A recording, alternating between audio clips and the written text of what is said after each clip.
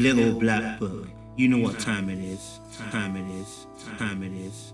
Time it is. Time it is. Time it is. Time it is. Time it is. Time it is. Hey guys, and welcome to Little Black Book. You know what time it is. Hey guys, I want to talk to you guys about why the black woman isn't desirable. Yes, it's gonna get mad. So if you're new to the channel, please do yourself a favor. Make sure you like, share, and subscribe. Share this with somebody, right? And if you're returning, then you already know the motto. You know what we do, baby. You got the man of rose, you gotta be the rose. My voice is feeling sweet. Alright, cool. So let's get into the video. So I want to talk to you guys about why the black woman isn't desirable. The reason I'm talking about this is because obviously recently we've had so much race related issues in the news, and I really wanted to kind of break down why we're here. Now, whenever we're trying to understand why we're here, we must understand how we got here, okay, in order to understand how we're going to progress forward as well.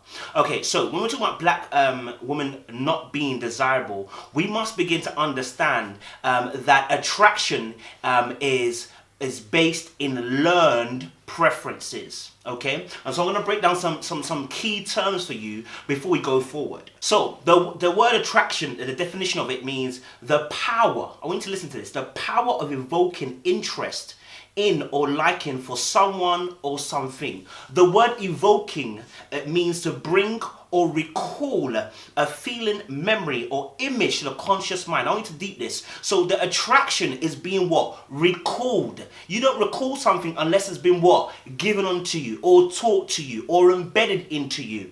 And so the word recall means to bring something to remembrance, which means it's deep-seated and you're bringing it forward or to the foreground of thought, okay? So the subconscious mind, I'm going to break it down again, the part of the mind which is not fully aware but which influences one's actions and feelings. So when people are saying, I don't find black women attractive, you must understand, as a black male especially, you must understand this is coming from somewhere. They've been taught to either like or dislike, depending upon what information has been embedded into that person's subconscious mind that is now beginning to play on their what? Actions. The word aware means to have knowledge or perception of a situation. So the subconscious mind tells us that part of the mind which one is not fully aware, and the word aware means having knowledge or perception of a situation or fact. A lot of men are not aware that they have been programmed to like what they like, okay? So that's why we say even within our community, it's unusual when a fellow black man says, I don't find black women attractive, because you best believe it's been programmed into him. Someone looks like you. No one's saying you have to date them. I want you to hear me very clearly. Nobody's saying you have to date black women as a black man. What we are saying is, when you say, I don't think black women are attractive, it doesn't make sense because you yourself are black. So what we're saying is, simply put, okay, that this is a learned preference. If you disagree with me, comment down in the comment section. We'll have a conversation later on. All right? You know, it's important to understand. That preference, the word preference means a greater liking for one over the other alternative. So it's just a greater liking. It's not too trash to say, I don't want this. It's a greater liking for. You understand? And again, they're learned preferences. And so in order for us to discuss the desirability of a black woman, I have to go all the way back further than this point, remembering that attraction or desirability for a woman or finding a woman attractive is based in evoking and recalling information that is embedded in the subconscious mind, which has been what? Learned. Okay, so let's deep this, because I'm going to break some stuff today. I'm going to break some time. I hope you have your pen and your pad, and don't forget, make sure you like, share, and subscribe. Click on that bell button for notification of the watch uploads, baby. All right, cool.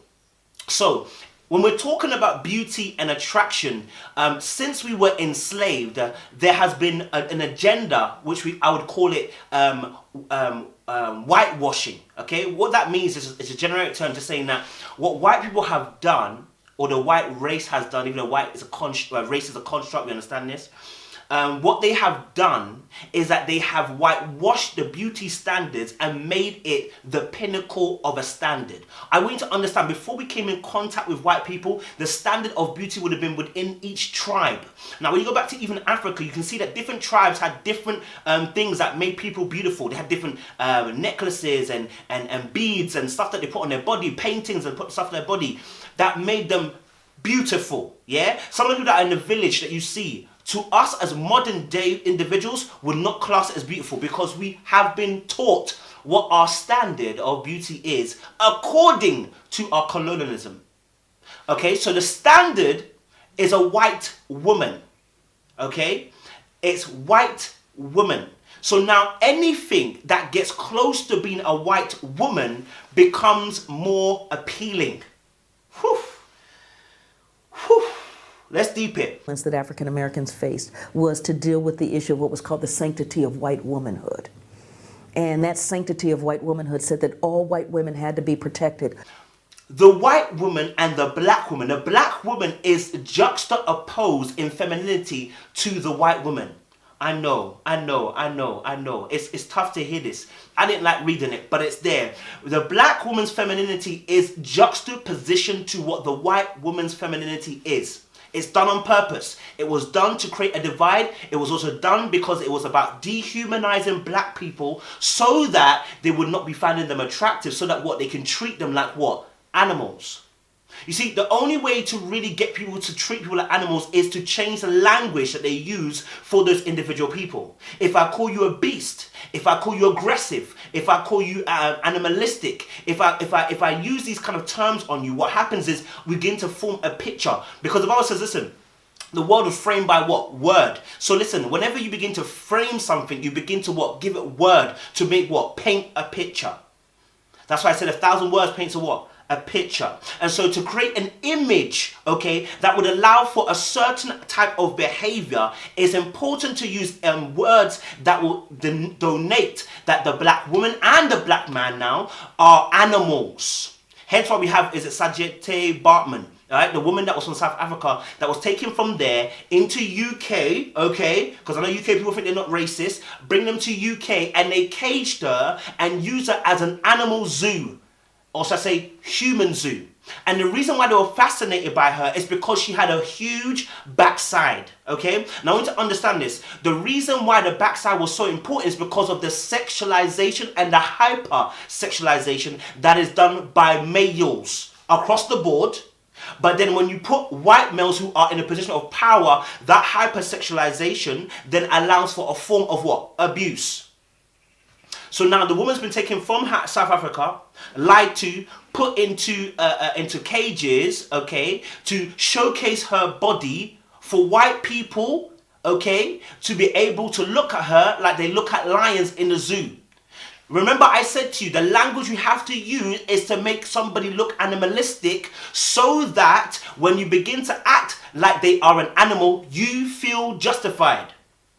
So now the white person can treat the black person like an animal because they formed language that would make them seem like animals. So back in the 1800s, between the 1800s and 1900s, they were doing what we call racial scientific experiments to kind of see the differences between blacks and whites. And what they came up with was that blacks are closer to animals. When we are getting treated the way we do and why we get shot the way we get shot, that is why. Because the language has formed a narrative.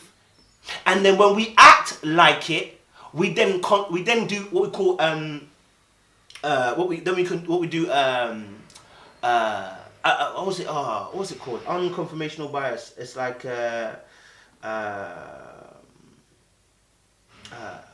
subconscious biases. But basically, we confirm their biases, basically. Okay, and so this is important because it's a bit like saying if someone says someone else is a liar and the person goes and lies, you would say that, oh, that person is a liar, right? Even though potentially that might not be the whole situation, but because you've seen it that way and you've been told that, you're now adding your bias onto it and you're saying that's what it is, right? And so that's what with black people. So what we do, what they've done with black women is this. they've made her juxtaposition to the white femininity. We got to go back to slavery now, okay? When we were in slavery, what happened was that when the black male was in the field, they also put the black woman in the field. This is very important. Because where the white woman was in the house, okay? Where the white woman was, she was in the house. Now, I got to break down something. The word femininity, it just means qualities and attributes regarded as characteristics of a woman. Listen to what I'm going to say.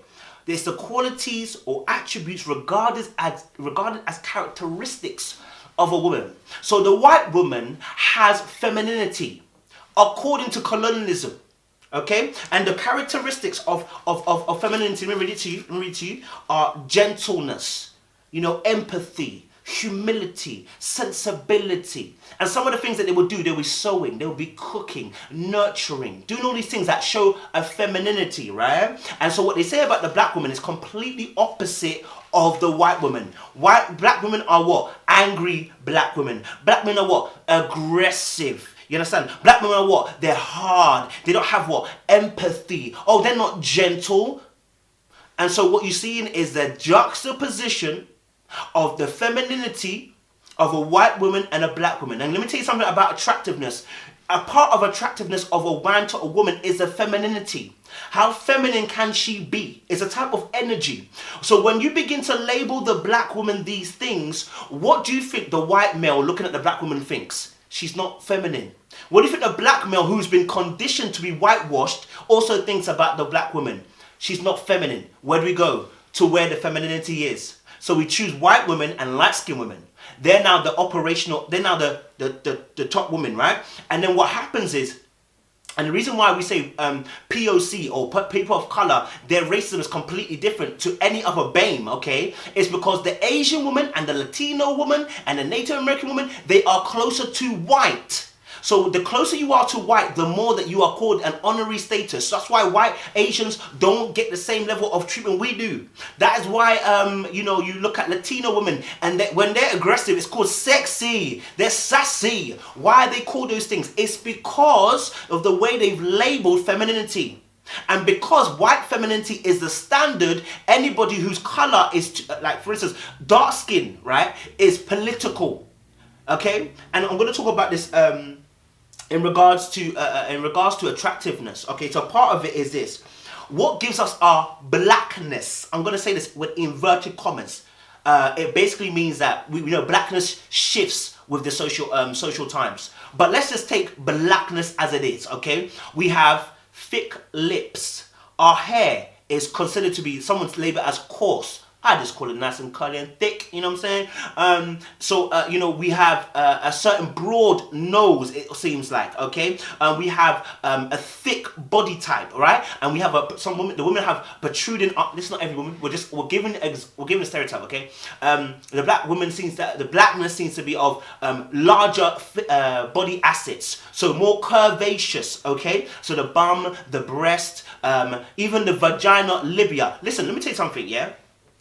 Even part of the racial sciences was one of the experiments was to kind of observe in terms of the black woman's private parts, the vagina area, okay? And one of the things that's become very, very antagonistic, or should we say a way of demonizing black women again so they're not attractive, is to talk about their private parts. The fact that she's black on the outside but she's pink on the inside, and it's said to be a contradiction. It's disgusting, it's dirty, it doesn't make sense, right? All right? And you know what, it's funny because actually when I was younger, this internalization, which is not said to you directly, is put on you. I remember when I used to watch porn. Let's talk about it. I used to watch porn. I couldn't watch black people porn.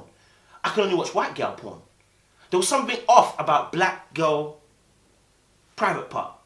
Probably because I wasn't having sex with anybody anyway. And it was a fantasy. But that lets me know that, because this was before I started having sex. So this should let you know that, already, that there has been a conditioning into me. Okay, and until I was unconditioned by spending time with black women and actually really getting to like them and loving them, and having sex with them. Just gonna be honest, we're not meant to have sex now, guys. We're Christians, but I'm just telling you, there was still those images that were there. There was still like seepings of ideas of those. You understand? So that's all playing a part in it. So when it comes even to the female body, okay, what's happened is, remember I told you about Sache Bartman. There was a sexualization of her body, because what has been associated with black women is that they are sexual creatures. Okay, they're beasts, but they're sexual. And what the white man had done in slavery was that he had made the woman be a beast, but then raped her. Now, I need to understand the psychology of this. You're an animal, but I'm going to rape you. Now, the white woman understands what's going on, but she's also confused at the time looking at this. Wait, hold on a minute. You call black women these beasts and these animals, and yet you rape them. Now, what does that do for the white man looking at the black woman? Suddenly, there's envy. I know it's crazy, and I'm thinking to myself, why would it be envy about someone getting raped? Because of the fact that sex is not free. Even if you're raping someone, it's not free. You must be doing it for a reason, right? And so the black woman's looking at the black woman like, what does she have that's making you want to rape someone else? Bear in mind, it's your husband. I want you to understand this. It's your husband you're looking at raping other black women. And you're seeing it and going to yourself, what does this mean? I mean, how is this possible? If she's a beast and she's ugly and she's dirty and she's not feminine and she's not this, why would you want to rape her? I'm here. And what happens? Competition. And suddenly, you see envy creeps in. And now, we're going to fast forward. So now what you're going to see now is there's going to be an intertwining, okay, of black and white features, which is what we get biracial, okay. We're going to see, obviously, what they used to call high yellow kids coming through. I'm using what they used to use the terms. Please don't be offended. I'm just talking about what they used to at the time. Okay, high yellow kids, meaning that kids who were of mixed heritage, white, black, right?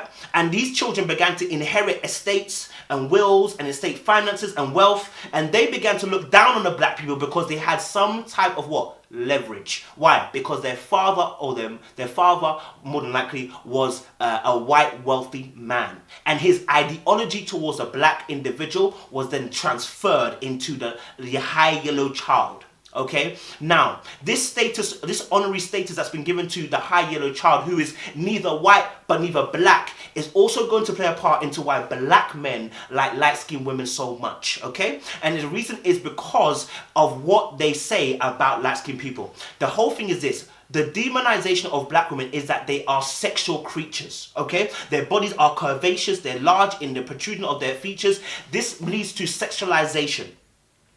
What happens is, then the white woman also has been said to be this essence of femininity. But there has to be a mix and a blend, because the white woman isn't sexualized. But the man wants the sexual creature. So what do? You merge the two. I want the femininity and I want the sexualization. So what do? You merge it into the person who's a high yellow. So now there's a light-skinned woman who encapsulates the sexualization of the woman, but not too sexual now, okay? Because what black women were to white men was sexual deviance, which means basically I'm doing something that is sexual outside of the norms of what our society is finding acceptable.